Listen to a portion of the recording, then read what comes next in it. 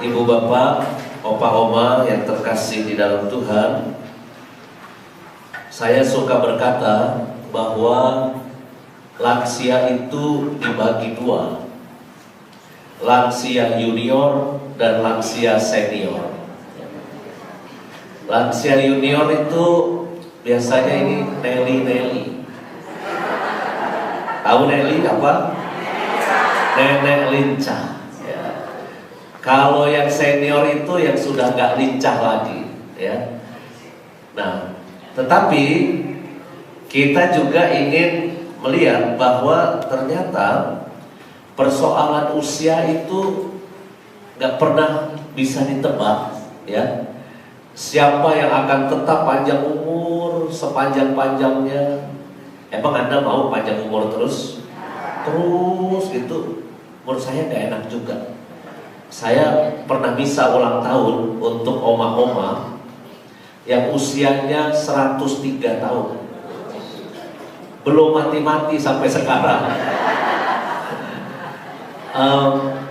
Lalu sebelum bisa, oma itu bilang, "Romo, aku ingin ketemu private sendirian, hanya dengan Romo saja."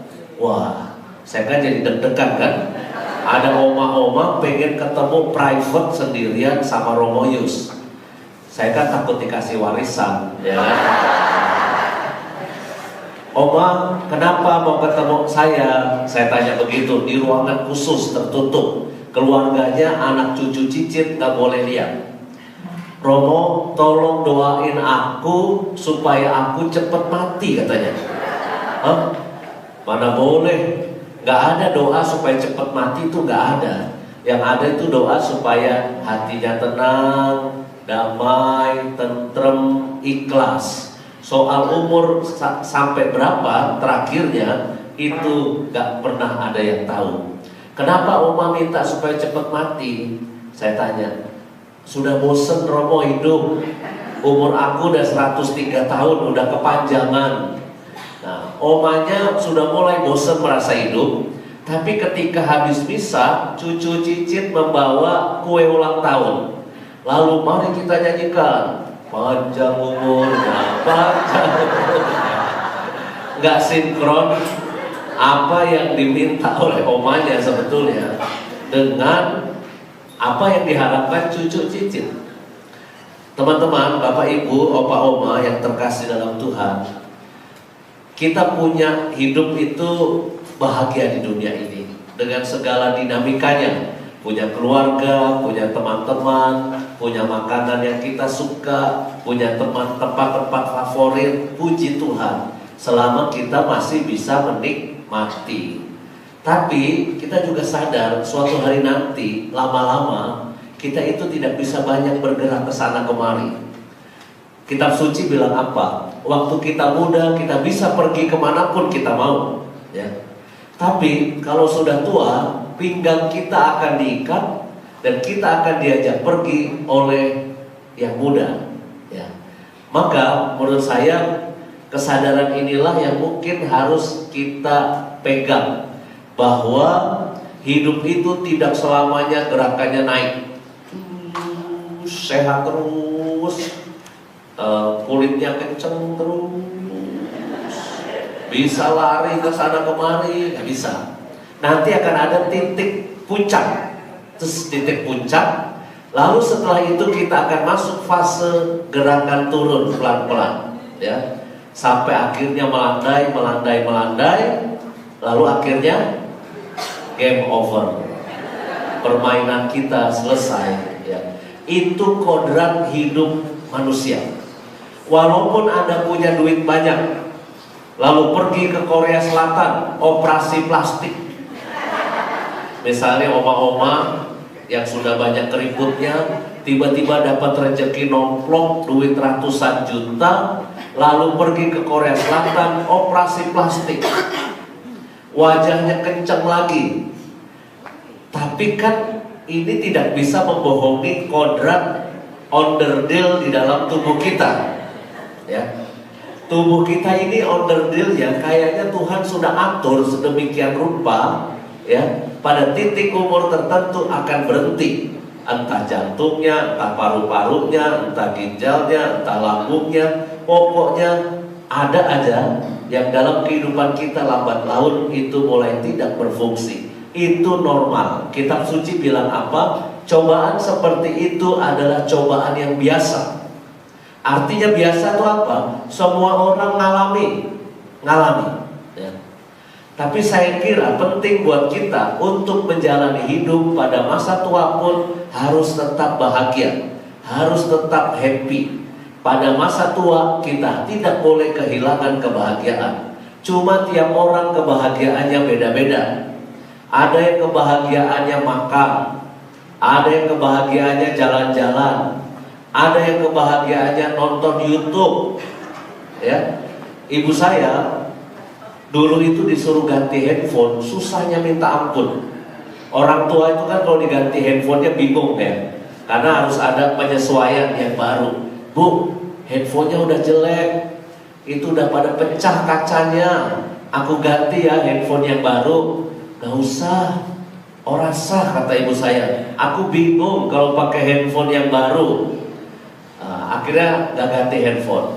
Tapi ketika COVID datang, semua orang kan acaranya nonton YouTube ya, bisa online, nonton opera komedi Samadi, ya. Terus juga bisa nonton lagu-lagu, nonton film di YouTube dan sebagainya. Lalu ibu saya mulai telepon saya, manggil saya pakai nama kecil, Dut. Nah, waktu bayi saya dipanggilnya Dut. Boya aku dibeliin iPad. Umur 80 tahun minta dibeliin iPad. Maka lalu selama COVID ibu saya acaranya itu yang menghibur dia adalah nonton YouTube di iPad-nya. Jadi kalau tidur kan sudah gak bisa banyak bergerak ibu saya ya. Lalu kalau tidur iPad-nya di sini, nontonin anaknya nyanyi, nontonin Romo-Romo nyanyi, nonton acara yang lain, Romo Eko Wahyu ditontonin terus berulang-ulang. Pokoknya cari hiburan. Itulah yang pada masa-masa terakhir ibu saya, itu dia bahagianya adalah nonton YouTube. Maka ketika meninggal sekitar 2 bulan lalu, iPad-nya saya bawain ke dalam peti. Tapi saya lupa bawain charger. Jadi gak bisa nonton dia di sana karena gak di charge ya. Tapi kan ini kan tiap orang beda-beda kebahagiaannya ya. Maka saya kira penting untuk menjadi orang tua yang bahagia, lansia yang bahagia. Hatinya jangan kemerungsung, jangan emosi, jangan marah-marah terus. Harus smiling face, harus gembira ya. Sekarang bagaimana untuk menjadi pribadi yang bahagia? Syarat pertama untuk menjadi pribadi yang bahagia menurut saya, umur saya baru 49, oma-oma, opa-opa. Jadi kurang lebih umurannya anak-anak Anda ya. Menurut Romo Yus, salah satu cara untuk menjadi bahagia adalah Anda harus menikmati masa kini kita, kekinian kita. Maksudnya apa? Kalau saat ini Anda lagi duduk di sini ikut misa bersama Romo Yus, harus menikmati kekinian saat ini. Jangan duduk di sini lagi ikut misa, tiba-tiba keinget, aduh, kompor tadi belum dimatiin tuh. Ingat di rumah kompornya nyala, khawatir rumahnya meleduk. Maka lalu Anda duduk di sini ikut misa, tapi hati Anda ada di rumah, itu pasti Anda di sini tidak bahagia. Anda akan sibuk melihat jam tangan. Ini kapan Romo selesai khotbahnya? Lama amat khotbahnya. Karena apa? Hatinya tidak di sini, badannya di sini, tapi hatinya di tempat lain. Sama, misalnya Anda sekarang umurnya opa-oma pada umumnya ini mungkin kalau saya terawang umurnya ya. Ini banyak yang udah 70-an plus. Misalnya umur Anda 70-an lebih. Jangan terlalu sering ngelihat foto waktu Anda umur 20. Jangan. Ketika ngaca sekarang, Anda tidak bahagia. Aduh, kok mukaku udah kayak Mak Uwo kayak gini ya. Dulu waktu umur 20 itu kayaknya masih lagi gadis, lagi remaja, itu lincah ke sana kemari, banyak yang ngejar-ngejar. Sekarang udah setua ini lalu tidak bahagia karena apa? Terlalu sering ngelihat foto waktu Anda umur 20 ya. Ini minta maaf ya oma-oma, ibu-ibu ya. Saya mau ngomong apa yang saya tonton di Instagram. Di Instagram dibilang begini. Ini karena bapak-bapak ini cuma dikit ya. Jadi ini tentang ibu-ibu aja.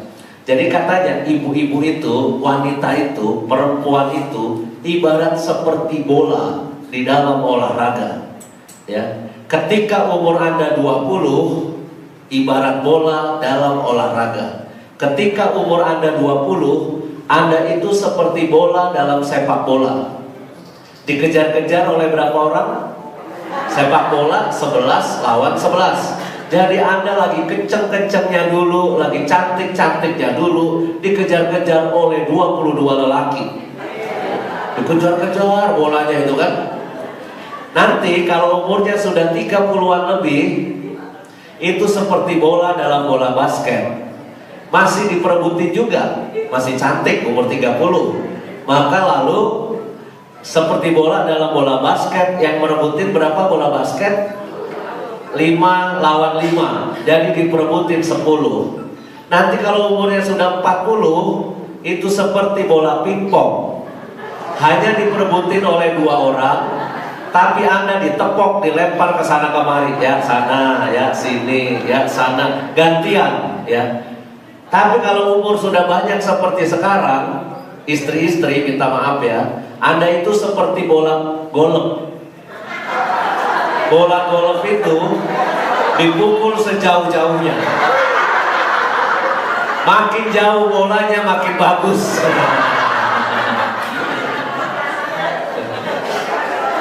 Tapi jangan kecil hati. Yang mukul mati duluan. Menurut survei itu suami memang ditakdirkan mati duluan. Coba lihat, kalau kita datang ke Panti Werda, kunjungan ke Panti Werda, Panti Jompo ya, itu lebih banyak ketemu oma atau opa? Oma. Sama seperti sekarang saya di sini juga, saya lihat lelaki cuma 1, 2, 3, dikit lah 4 ya, nggak sampai 5, nggak sampai 10. Sama saya sama fotografer nggak sampai 10. Ya. Kenapa? Mungkin lelaki itu memang satu pekerjaannya bahaya, punya resiko-resiko yang membuat dia mungkin ada resiko kematian. Kerjanya tinggi, ke bawah, harus nyetir ke sana kemari. Pokoknya mungkin itu resiko yang namanya hidup, itu pekerjaan lelaki lebih bahaya. Terus yang kedua, gaya hidup. Minum, makan, ngerokok, alkohol, ya, itu jauh lebih ekstrim daripada ibu-ibu. Kalau ibu-ibu kan cenderung takut gemuk, ya kan? Maka makannya dijaga dikit-dikit. Tapi kalau bapak-bapak pas lagi punya duit banyak ya, itu dia bisa makan apapun yang dia mau. Ada seorang Romo kena stroke, umur 58 tahun kena stroke. Lalu setelah stroke pun dia itu tetap pengen makan yang enak-enak. Setiap kali ngeliat restoran Padang, dia gini,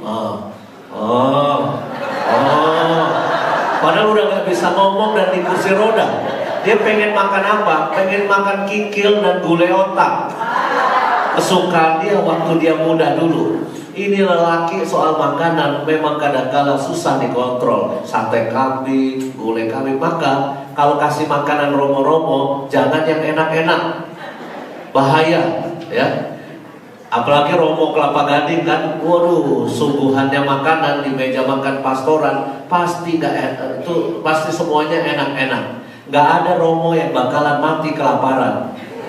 Yang ada mati darah tinggi.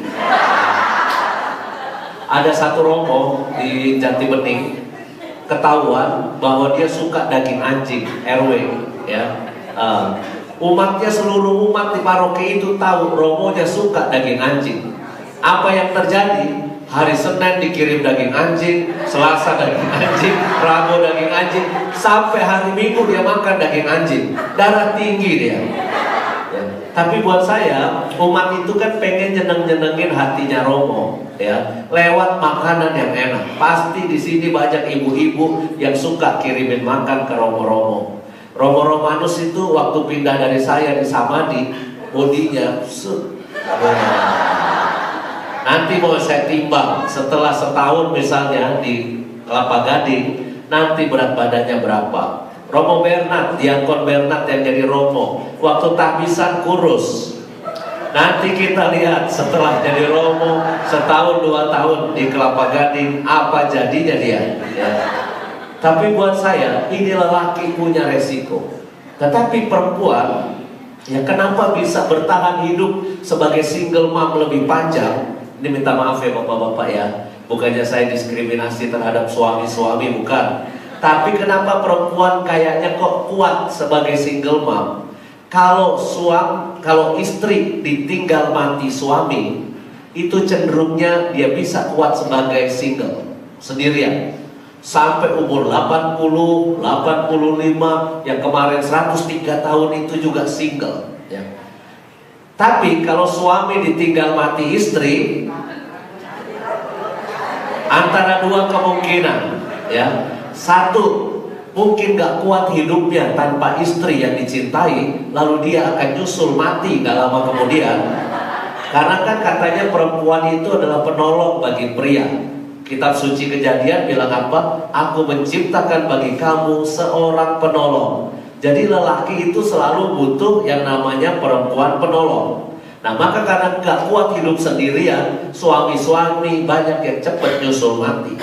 Tapi kemungkinan yang kedua adalah ketika suami ditinggal mati istri, gak lama kemudian muncul si lince yang lebih muda. Entah datang dari mana tiba-tiba muncul, ya. Nah, tapi itulah. Maka sekarang kalau kayak ketemu begini, itu ya oma-omanya banyak. Tapi menurut penelitian medis, biologis, itu kenapa perempuan itu kuat? Karena memang dikaruniai hormon menahan derita dan sakit lebih banyak daripada lelaki.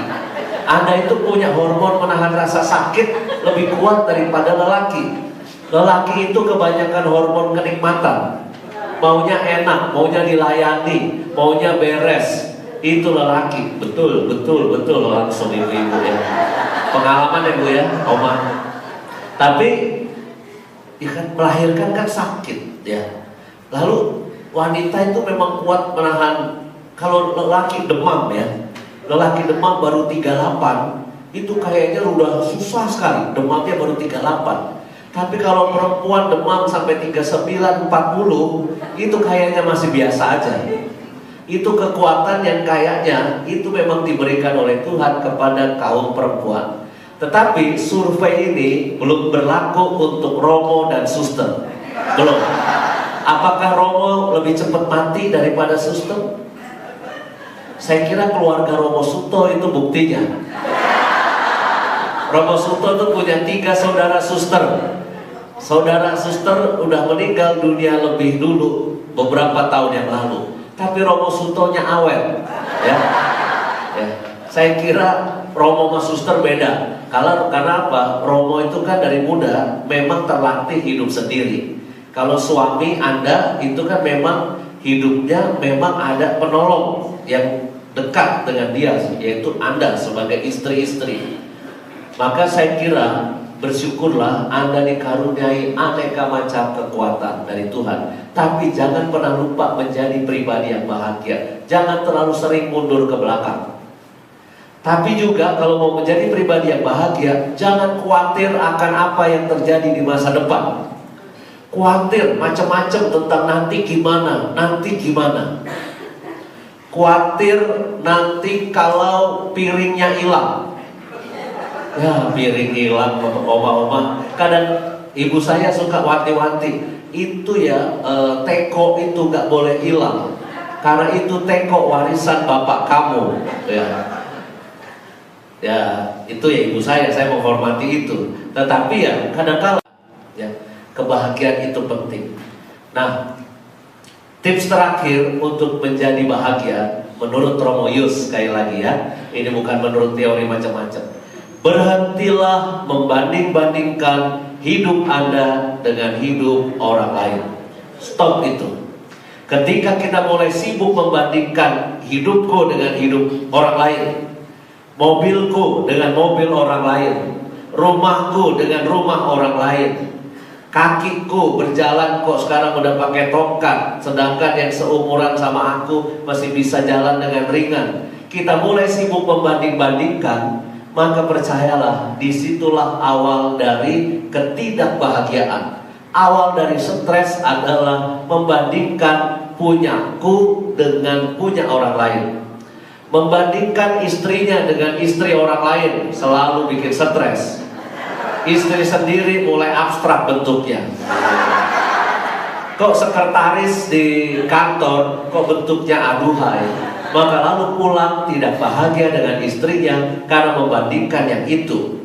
Membandingkan suami orang lain yang bisa kasih mungkin tas yang mahal, Louis Vuitton, Hermes, ya, tas-tas mahal, atau bisa suami kok bisa kasih emas batangan kalau ulang tahun, kok ada yang bisa kasih hadiah mobil. Ketika kita mulai membandingkan suami kita dengan suami orang lain, maka lalu kita tidak bahagia dengan suami kita. Anak-anak juga dibandingkan, ya. Ibaratnya itu kalau kita selalu membandingkan yang di atas, ya. Ibu-ibu, ada prinsip dari pendekar kungfu yang saya baca di Koping Ho zaman dulu, ya. Pada rajin baca Koping Ho nggak zaman dulu, ya. Itu pendekar kungfu tuh bilang begini, di atas langit selalu ada langit, ya. Kalau you ngelihat ke atas membandingkan, itu akan nggak pernah puas karena selalu ada langit di atasnya. Ada yang lebih tinggi, ada yang lebih tinggi. Kalau kita nengok ke atas terus, ini leher bisa pegel. Tapi juga kita nggak bersyukur hatinya. Misalnya Anda kesini naik mobil Panther, naik mobil Panther itu gemeter, ya kan? Tiba-tiba kok ada yang datang ke sini naik Velfire atau Alphard terbaru, halus, tidak ada bunyinya, pintunya kebuka sendiri. Lalu Anda akan merasa mobil Panther Anda jelek. Kenapa? Anda nengok ke sebelah yang mobilnya baru Velfire atau Alphard atau BMW itu. Kalau Anda mau hatinya bahagia, nengoklah bajai. Naik bajai lebih gemeter daripada naik Panther. Udah keluar dari bajai pun kita masih suka gemeter di luar. Maka kalau you nengok ke bajai, Anda akan berkata apa? Untung ya kita punya mobil Panther. Nanti kamu pulang jangan naik bajai, pulang ikut aku aja, nanti aku anter. Orang yang nengok ke bawah, satu akan bersyukur, dua dia akan berbuat kasih, dia akan ngajak. Karena apa? Dia nengok ke bawah kepada temannya yang sedang susah. Kalau dia nengok ke temannya yang lebih kaya terus, dia akan menjadi orang miskin terus. Aku lebih miskin daripada dia, aku lebih susah daripada dia. Maka hati ini tidak pernah bersyukur. Maka ibu bapak, opa oma, saya kira punya hati yang bersyukur itu penting. Tenang, ya, jangan uring-uringan, jangan sering ngomel, apalagi sama anak cucu, ya. Kenapa? Nanti kalau mereka malas datang ke kita, ya, kitanya yang bingung, kitanya yang kesepian. Maka sekarang ini saya umur masih 49. Di bawah saya ada banyak romo-romo muda, banyak frater-frater. Maka saya suka mentraktir frater-frater itu. Kalau punya duit saya traktir bakso, somai. Kalau duitnya banyak saya traktir sushi teh di Kelapa Gading Mall, ya. Tapi saya bilang sambil makan, frater, tidak ada makan siang gratis, saya bilang. Oh, jadi Romo pamrih ya sama kita? Iya pamrih. Kalau nanti saya sudah tua, tolong dorongin kursi roda saya. Saya bilang begitu. Makanya kayak si Bernard, si Tino, ya. Itu kan waktu di Samadhi kan fraternya saya. Maka mereka udah sering tuh saya traktir. Maka saya yakin kalau saya nanti tua, jompo, maka mereka jadi Romo tengah umur, kan Sekarang saya umurnya 49, mereka umurnya mungkin 30 misalnya. 20 tahun lagi saya umurnya 70, ya, maka saya bukan lagi jadi direktur Samadi. Nah, Romo Tino sekarang umurnya 30, umurnya mungkin dia jadi 50. Romo Bernard yang umurnya masih 28, dia jadi umur 48. Mereka mungkin yang jadi pimpinan saya, mungkin salah satu jadi uskup saya. Maka kalau mereka ingat dulu pernah dibaik-baikin Romo Yus waktu muda, ya kalau saya udah tua saya gak akan disia-sia, ya. Sebetulnya motivasinya itu aja. Kenapa? Sadar diri, saya tidak berkuasa terus, saya tidak sehat terus, saya tidak hebat terus. Suatu ketika saya lemah, maka saya harus ditolong oleh orang lain. Maka mumpung saya masih sehat, saya harus juga baik dan nolong sama yang muda-muda. Maka oma-oma, opa-opa, pokoknya baik-baiklah sebagai opa-oma, ya. Hatinya tenang, damai, banyak senyum daripada banyak ngomel. Kalau punya pembantu rumah tangga, asisten rumah tangga, punya suster, jangan diomelin terus. Nanti susternya belaga pulang kampung, gak balik lagi, terus pusing cari yayasan mana lagi. Saya ngurusin ibu saya itu sampai bayar administrasi ke 5 yayasan, gonta-ganti asisten rumah tangga. Karena apa? Diomelin terus sama ibu saya. Untuk terakhir ketemu yang cocok. Pas ketemu yang cocok, ibu saya bilang, "Sri, kamu harus kerja sama saya sampai saya mati ya Sri." Yang takut kan Sri, jadi dia takut. Tapi ya itulah hidup ya. Kadang-kala kita ini suka bawa adatnya kita, maunya kita ya maunya begitu. Tapi saya kira makin lama itu kita harus makin tenang, slow, rendah hati, ikhlas. Itu yang membuat masa tua kita akan bahagia. Baik, itulah yang bisa kita renungkan hari ini. Mudah-mudahan bisa memberikan inspirasi buat kita semua untuk hidup bahagia dan hidup yang penuh makna pada hari tua kita. Tuhan memberkati. Amin.